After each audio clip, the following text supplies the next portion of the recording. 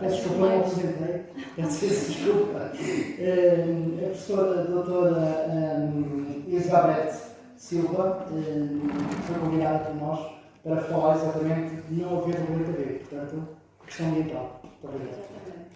Portanto, quero agradecer o convite da Associação para Estarmos Presentes. Eu estou aqui em representação do Departamento de Ambiente da Escola Superior de Tecnologia e Gestão de Viseu, que pertence a uma das 5 escolas do Politécnico de Viseu. E antes de começar propriamente para o tema que me foi pedido, durante esta tarde ouvir os oradores que me antecederam, eu não deixei de apontar aqui algumas notas. Primeiro, em relação ao meu tema, não há planeta B, é porque temos um único planeta que é o A. A de azul de água. E quando nós ouvimos falar em inteligência artificial, há algo que está por trás daquilo que nos dá as respostas, que são os centros de dados. E os centros de dados são quase que indústrias de computadores, servidores, que consomem muita eletricidade e muita água.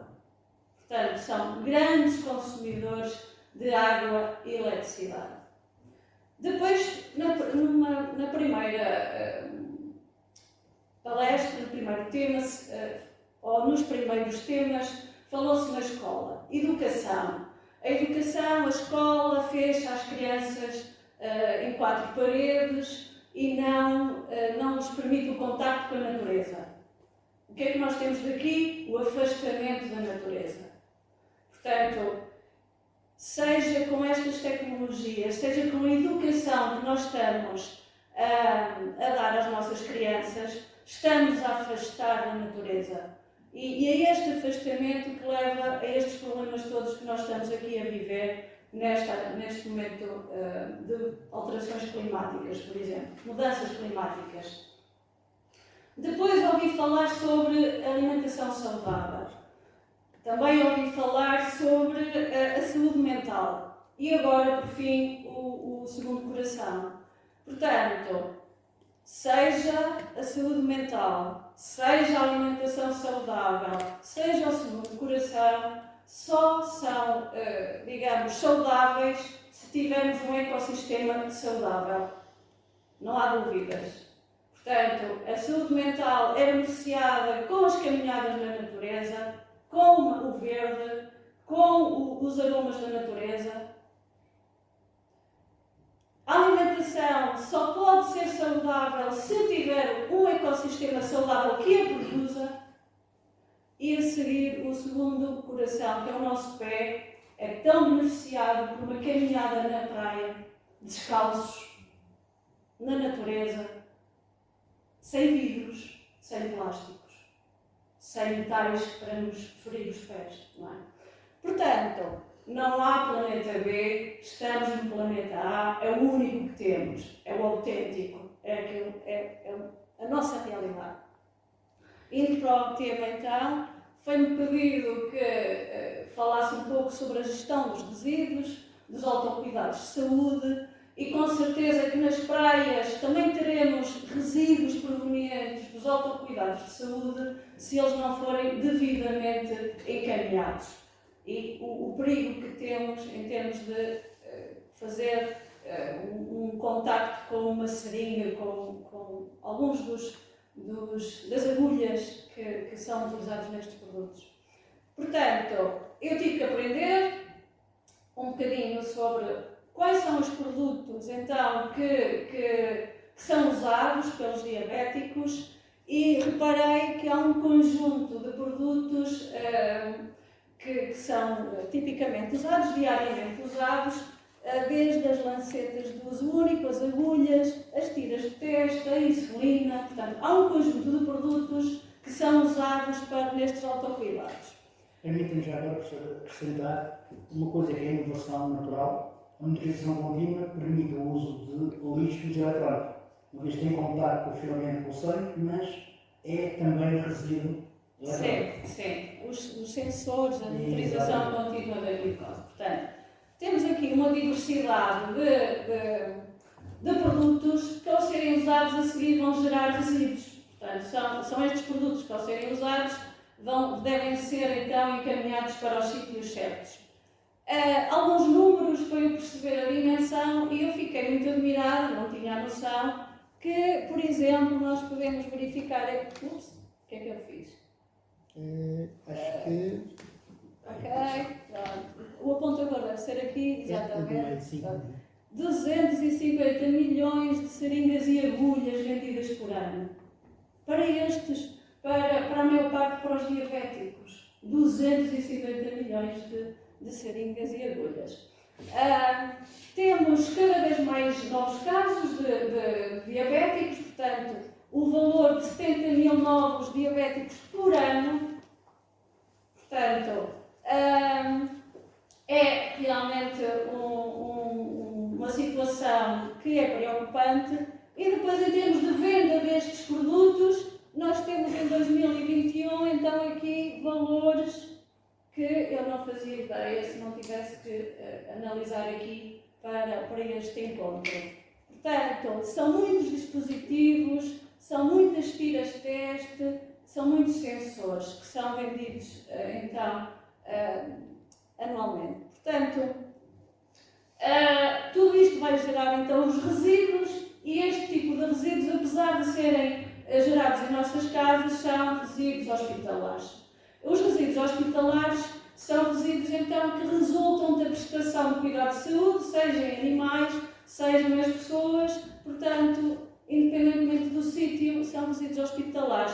E pela legislação, estes resíduos são agrupados em 4 grupos. Temos os 2 primeiros, que são resíduos não perigosos, o grupo 1 e o grupo 2, são resíduos equiparados ao que nós produzimos em casa, mas depois o grupo 3 e o grupo 4 já são resíduos perigosos. Portanto, os resíduos do grupo 3 têm risco biológico e o do grupo 4 são críticos, têm diversos riscos, além de biológicos, também químicos. Em termos de destino, têm que ter incineração obrigatória. Então, destes resíduos que todos os dias são produzidos em casa, quais são então as classificações? O grupo 2, o grupo 1 são os resíduos da nossa casa, portanto, as embalagens, os restos de comida, que agora se chamam biorresíduos. Nós estamos sempre a ter uma evolução em termos de terminologia a nível do ambiente e não só. Portanto, nós temos resíduos não contaminados, por exemplo, eu dei aqui alguns exemplos, as embalagens de insulina. Portanto, são resíduos que resultam da prestação de cuidado de saúde, mas não é perigoso. Depois, temos então os 2 grupos preocupantes, que são o 3 e o 4. Portanto, o grupo 3 são os resíduos que, de alguma maneira, estiveram em contacto têm sangue ou algum fluido corporal. Portanto, que de alguma maneira estejam contaminados, e aqui é o risco, então, por causa de ser o risco biológico. Exemplos: as tiras, o algodão, os gases, tudo o que tenha, então, estado em contacto com o sangue. O grupo 4, por sua vez, estamos a falar de material que é perfurante, cortante. Portanto, tudo o que é agulhas, seringas com agulhas, se estiverem acopladas, se não é para separar, as lancetas, portanto, tenho aqui os catéteres, portanto, são resíduos com um destino muito específico, que é a queima. Portanto, todos os resíduos que se enquadram no grupo 4 têm um único destino, que é a queima. Portanto, que é a incineração.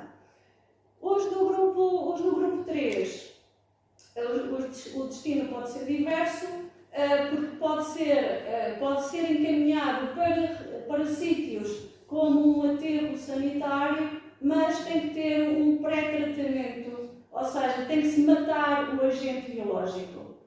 Portanto, uma desinfecção, seja há diversos processos, uma desinfecção química com produtos químicos. Nós em nossa casa temos a lexívia, temos o álcool, temos produtos em nossa casa disponíveis para matar, então, estes agentes patogénicos.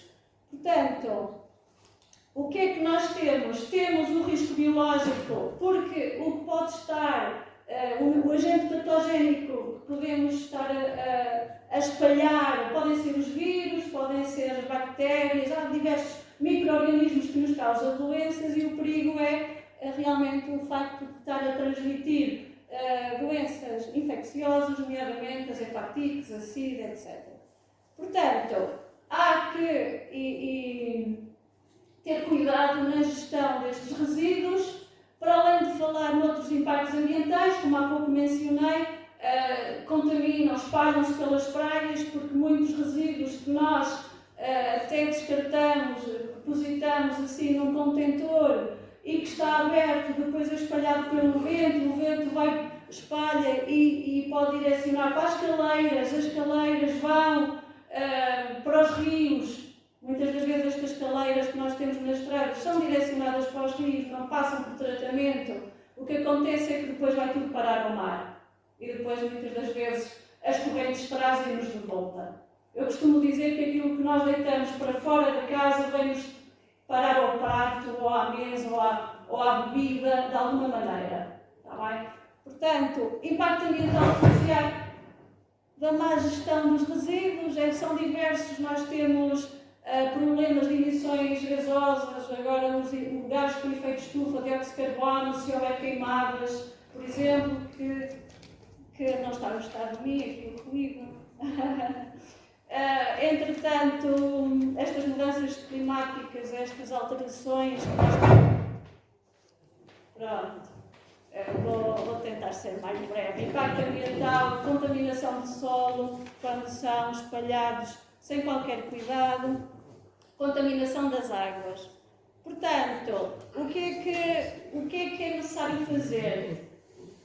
Gerir corretamente. Neste momento nós temos, desde março, uma legislação que alterou um decreto que foi elaborado em 2020, alterou porque agora veio acrescentar estes resíduos dos autocuidados. Obrigada. Portanto, o Decreto-Lei 24 de 2024 veio acrescentar este fluxo dos resíduos, dos autocuidados de saúde. Vou pausar. Olha aqui. É energia, eletricidade. Portanto, como eu estava a dizer, agora estes resíduos já são um fluxo específico, portanto já tem legislação específica desde março, então, deste ano. O que está presente neste decreto pretende que seja operacional até 2025. Portanto, dezembro de 2025, pretende-se que este fluxo seja então gerido da melhor maneira. Um princípio aqui nestes decretos, a nível de gestão dos resíduos, é a responsabilidade alargada do produtor dos produtos. Pronto. Que é diferente do produtor do resíduo. E então o que é que isto significa? Significa que, a partir de agora, quem produz o produto, o fármaco, as tiras, os sensores, as lancetas, todos esses produtos que são colocados e vendidos na farmácia ou noutros locais, é esse produtor que vai ter que garantir que a gestão do resíduo final é efetuada. Ok? Seguindo o quê? O princípio da gestão dos resíduos. Qual é o princípio da gestão dos resíduos? Toda a gente já ouviu falar nos 3 R's. Portanto, o primeiro princípio desta gestão é, com certeza, fazer o quê? Reduzir. Portanto, o produtor do produto deve ter por base a redução, deve ter por base a reutilização e a reciclagem. Portanto, estes são os 3 princípios, as 3 primeiras ações da hierarquia. Por fim, a reposição e aterro sanitário. Portanto, o que é que existe neste momento? Que até dezembro de 2025, estes produtores que coloquem no mercado nacional um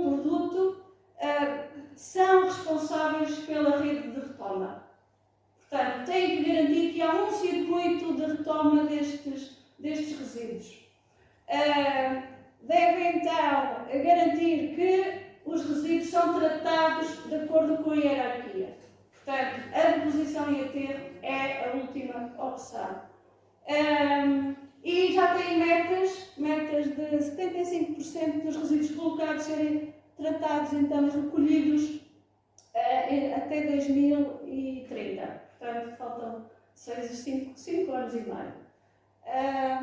Depois, ainda em relação a estes resíduos, no ato da compra, os farmacêuticos ou os locais de venda vão ser obrigados a dar informação dos pontos de recolha daquele produto em particular. Para além disso, os locais de venda são obrigados a retomar, a recolher esses resíduos sem qualquer tipo de encargos.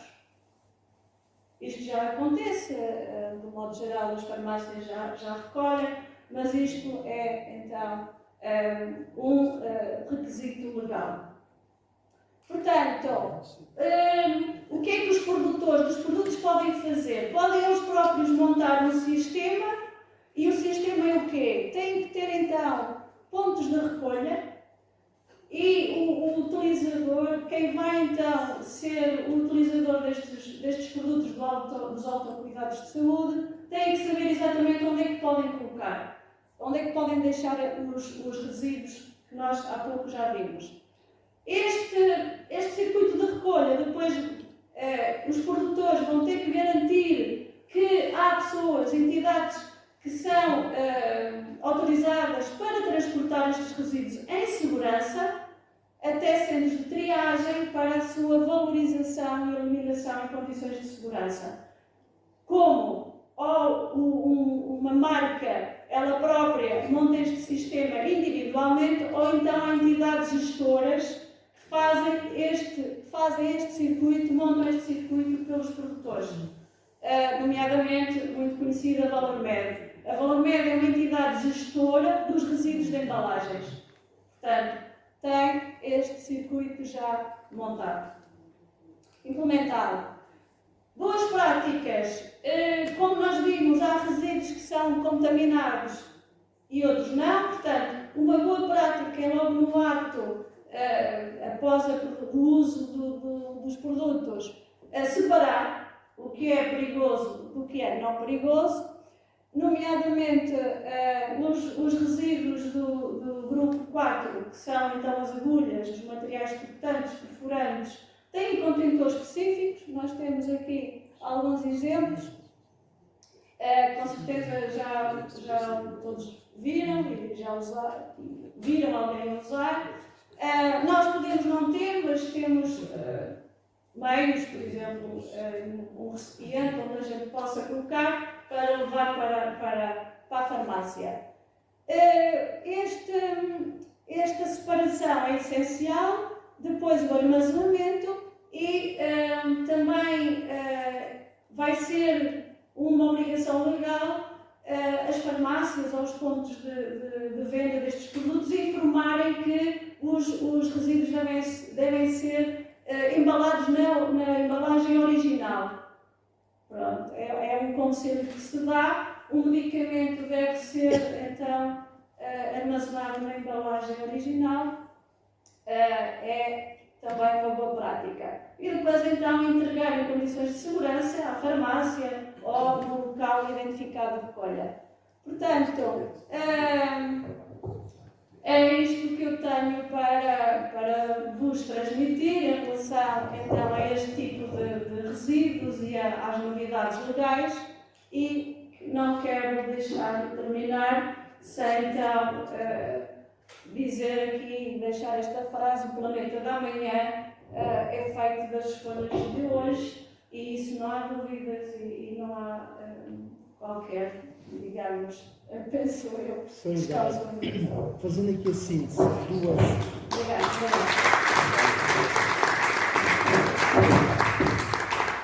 Desculpe o microfone aqui outra vez. Fazendo a síntese, duas perguntas chocaram. Por um lado, sabemos o que é consigo fruto da ignorância, e não só na Amazónia, na destruição do planeta. No nosso caso, o Alentejo tem sido muito apetecível em termos de exploração agrícola. Falo de teologia de frutos vermelhos, entre outras. A nossa laranja do Algarve. Todo este impacto tem e, sobretudo, aquilo que falávamos antes, o impacto das gerações vindouras. Como é que estamos a olhar para os trocos e não estamos a ver este lugar? Estamos a destruir, e o filme, se vocês conhecem, o filme Home, no nome da nossa casa, o Conspiracy, que para maximizar a criação de gado, estamos mais uma vez a estragar o planeta. Mas para dizer isto tudo num minuto. A sua sensibilização. Nós, no mestrado de Tecnologias Ambientais, no nosso departamento, nós desenvolvemos uma calculadora da pegada de carbono. E só para rapidamente responder a esta questão, na pegada de carbono há diversos componentes que entram para este cálculo, nomeadamente a alimentação. E nós, há um tempo atrás, fomos a uma escola e para calcular a pegada de carbono do que aqueles alunos tinham comido no dia.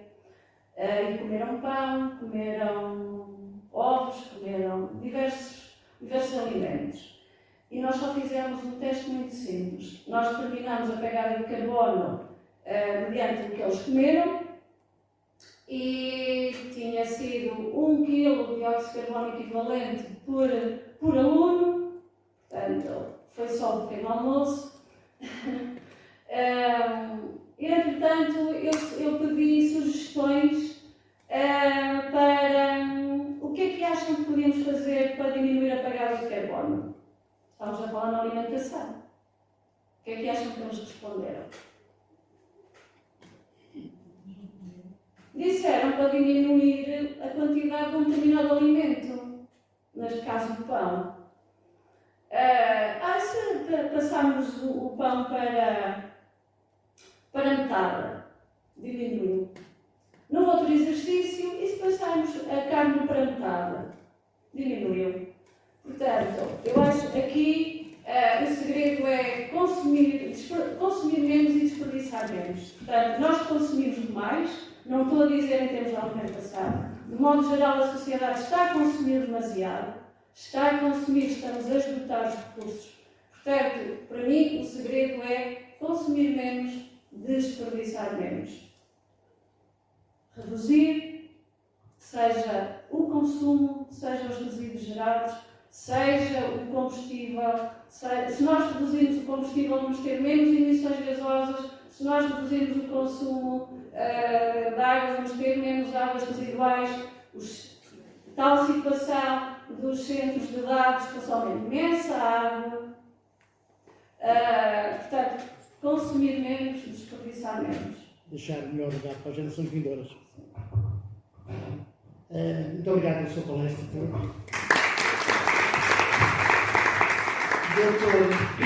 Doutor Jorge.